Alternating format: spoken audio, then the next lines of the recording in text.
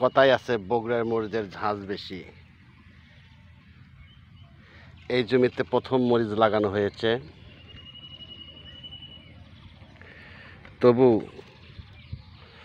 মরিচের এই মাথার কোঁকড়ানো রোগ সবচেয়ে বড় সমস্যার সৃষ্টি হয়েছে। তাছাড়া মরিচ ভালোই ধরেছে। গাইস বন্ধুরা, দাদা না এদিকে খাও তো দাদা। এই হলো আমার দাদা কৃষক।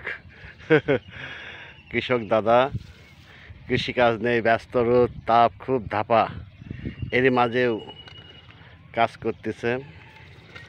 গাইস বন্ধুরা, এটাই হলো সে বগুড়ার মরিচ এলাকা।